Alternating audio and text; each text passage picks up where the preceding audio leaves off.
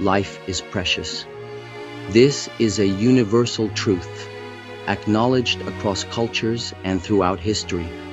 We instinctively recoil from violence. We are horrified by the taking of a life. This shared moral compass guides our laws and shapes our societies. It is the bedrock upon which we build a just and compassionate world. Imagine a crowded street. A heated argument erupts between two individuals. Suddenly one throws a punch, connecting with brutal force. The victim crumples to the ground, injured or worse. This act of violence is immediate, visceral, and undeniable. The consequences are clear. The perpetrator faces legal repercussions and societal condemnation.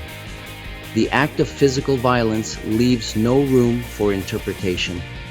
It is a blatant violation of the sanctity of life and is dealt with accordingly. But what happens when the harm inflicted is less visible, less tangible? While physical violence is condemned, there exists a more insidious form of harm, dark magic. This involves harnessing supernatural forces to inflict harm indirectly. Unlike a punch, its impact is hidden, often manifesting as illness, misfortune, or psychological torment. The question then arises, if causing harm is wrong, does the method of infliction matter? Is manipulating unseen forces to bring ruin upon another any less reprehensible than physical assault?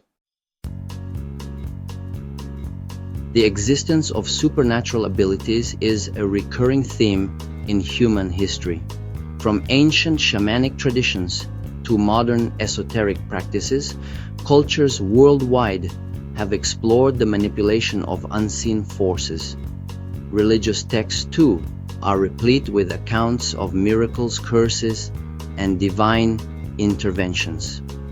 Whether viewed as divine gifts, demonic pacts, or simply untapped human potential, the ability to influence the world through supernatural means has captivated and terrified humanity for millennia. The question of legitimacy and ethical boundaries in wielding such power remains a complex and contentious issue. Section 5. Whispers of Malice. Real-world examples of dark magic's impact. Consider the case of sudden, unexplained illnesses plaguing an individual after a conflict with someone known to dabble in the occult, or perhaps a series of freak accidents and misfortunes befalling a business rival of someone rumored to consort with dark forces. While these incidents might be dismissed as coincidence, the recurring pattern, particularly when coupled with a history of animosity and the involvement of individuals associated with dark practices, raises disturbing questions. The intangible nature of the harm makes it difficult to prove definitively, yet the very real suffering inflicted cannot be ignored. Section 6. Echoes of Justice. Historical accountability for occult practices. Historically, societies have grappled with the challenge of addressing harm caused by dark magic. In ancient Rome, laws were enacted against those who used potions or incantations to harm others. Medieval Europe saw witch hunts fueled by fear of supernatural powers used for malicious purposes. While these examples may seem barbaric today, they highlight an important point. Our ancestors recognized the potential for harm through dark magic and sought to hold practitioners accountable, albeit often through flawed and cruel methods. These historical precedents underscore the need for a nuanced and just approach to addressing this issue in modern times. Section 7. A blind spot in modern law. The need for recognition and reform. Our current legal system, built on tangible evidence and demonstrable harm, struggles to address crimes involving dark magic. The intangible nature of the offense, coupled with the difficulty in establishing a direct causal link, often leaves victims with little recourse. This legal vacuum creates a dangerous environment where individuals can inflict harm with impunity. It is imperative that we re-examine our legal framework and develop mechanisms to address this growing concern. This might involve incorporating expert testimony on occult practices, recognizing patterns of harm associated with dark magic, and establishing legal precedents for prosecuting such crimes. Section 8. The spectrum of the supernatural, angels, demons, and the in-between. The supernatural realm encompasses a spectrum of beings and forces. At one end, we have benevolent entities like angels, often associated with light, protection, and divine guidance.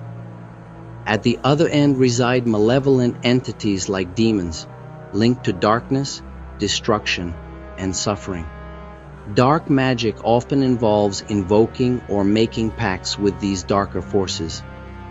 Understanding the hierarchy and nature of these entities is crucial to comprehending the potential dangers of meddling with forces beyond our understanding. Section 9. A call for vigilance. Recognizing and avoiding the practitioners of darkness. Awareness is the first line of defense against dark magic. We must be vigilant in recognizing the signs of those who dabble in such practices. This might include unusual behaviors, an obsession with the occult, or a history of unexplained misfortune surrounding them. While curiosity about the unknown is natural, seeking knowledge or power through dark magic is a dangerous path. The potential consequences, both for oneself and others, are far too great. We must prioritize our safety and well-being by steering clear of those who delve into the darkness. Section 10. Your voice, your story. Sharing experiences and seeking understanding. The topic of dark magic and its impact on our world is often shrouded in secrecy and skepticism. Yet many have experienced its unsettling effects firsthand. Sharing these experiences, no matter how unbelievable they may seem, is crucial to breaking down the stigma and fostering understanding. Have you or someone you know encountered the effects of dark magic? Your stories, insights, and questions are valuable in shedding light on this hidden danger. Let's start a conversation, dispel the shadows, and work together towards a safer world for all.